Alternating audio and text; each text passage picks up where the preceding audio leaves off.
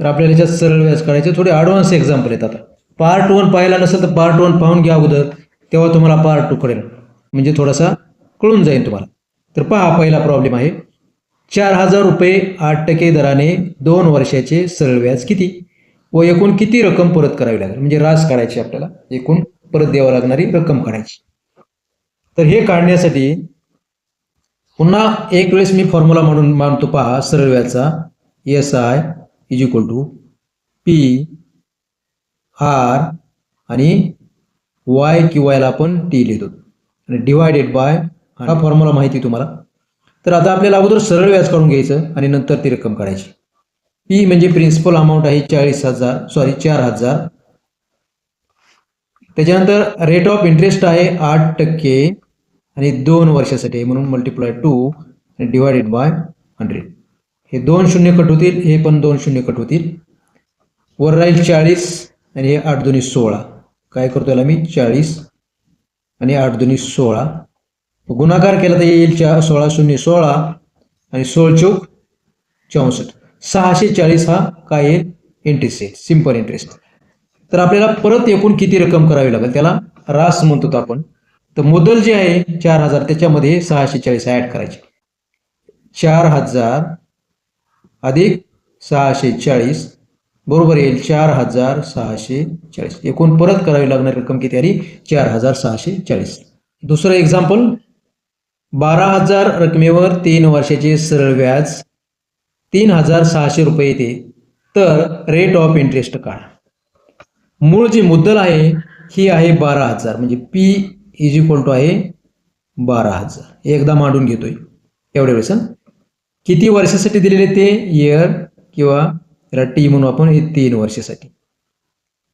तर काढायचे काय रेट ऑफ इंटरेस्ट, म्हणजे R काढायचा आहे आणि दिलेला आहे सिंपल इंटरेस्ट SI, हा किती दिलेला आहे 3600. ओके. तर पहा, आता आपण पुन्हा फॉर्म्युला हा मांडून घेऊ.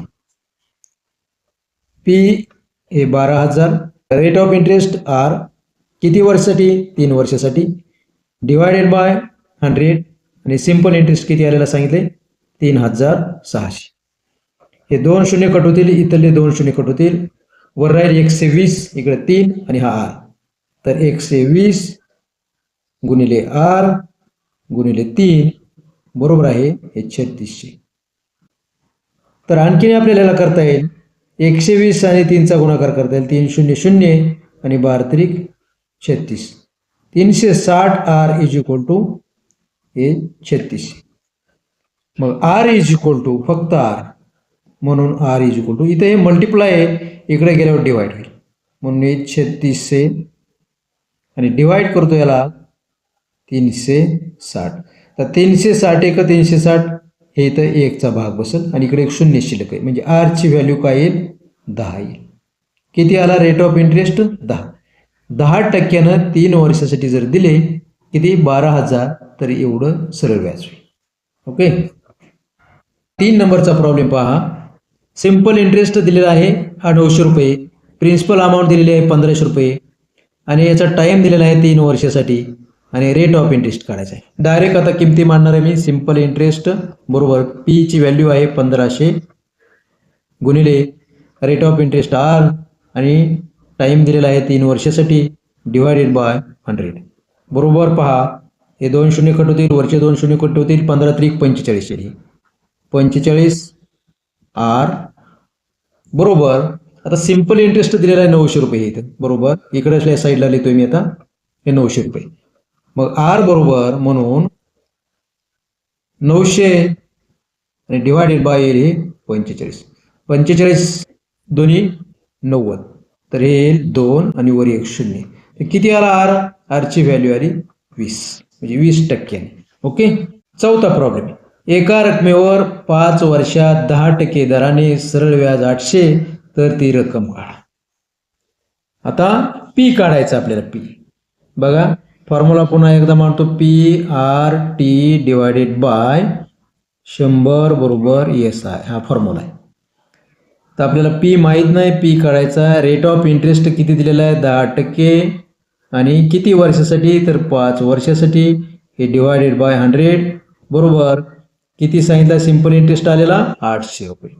इथे येईल 10 अगोदर सॉरी शून्य कट करतो, हा एक शून्य कट होईल, हा एक शून्य कट होईल, हे राहील फक्त 5p, हे 5 आणि हा p, 5p बरोबर आहे 800.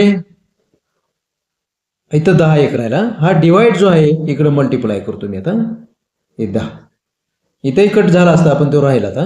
p इज इक्वल टू हे 800 गुणिले 10 आणि डिवाइडेड बाय 5, 5 एक 5 आणि 5 दोन्ही 10, ते किती आलंय 8 दोन्ही 16, तर 1600 ही काय आली आपली p ची व्हॅल्यू आहे. लक्षात आलं असेल तुमच्या. अगदी सोपे प्रॉब्लेम आहेत सगळे. किती आली p ची व्हॅल्यू 1600. तर या पार्ट 2 मधला हा शेवटचा प्रॉब्लेम पहा. p ची व्हॅल्यू दिलेली आहे 2500, r दिलेला आहे 3/2% आणि टाइम किती आहे 2 वर्षे. तर एस आय काढा. सिंपल इंटरेस्ट लगेच लिहितोय. Simple interest is equal to हे p ची व्हॅल्यू, r ची व्हॅल्यू 3/2, t ची व्हॅल्यू, t म्हणजे टाइम 2 वर्षासाठी, याला divided by 100 is equal to S I. इथं चेक करतो आता, बे 1 बे आणि बे 5 10, म्हणजे 3/2 म्हणजे 1.5 आला आहे आणि 1.5 दोन्ही 3 आला. बघा इथे एकदम सोपं केलंय. 2500 गुणिले हे 1.5 गुणिले 2 इथे 3 येईल, डिवाइडेड बाय 100 येईल is equal to S I. 2 शून्य कट 2 शून्य कट आणि 25 तरी 75, किती आली व्हॅल्यू 75. म्हणजे एस आय जो आहे सिंपल इंटरेस्ट 75 आला. प्रॅक्टिससाठी हे तुम्हाला 2-3 प्रॉब्लेम दिलेले आहेत, हे तुम्ही सोडवा. नाही उत्तर आलं तर कॉमेंटमध्ये कॉमेंट करा. मित्रांनो पूर्ण व्हिडिओ पहा, सर्व व्हिडिओ आहेत दिलेले. आपण प्रत्येक मॅथमॅटिक्सच्या प्रत्येक पार्टवर व्हिडिओ टाकलेले 2-2. सर्व व्हिडिओ पहा, तुमचं मॅथ पक्क होईल. तुम्हाला कोणताही व्हिडिओ पुन्हा पाहायची गरज नाही. चॅनलवर नवीन असेल तर चॅनलला सबस्क्राईब करा. So thanks for watching.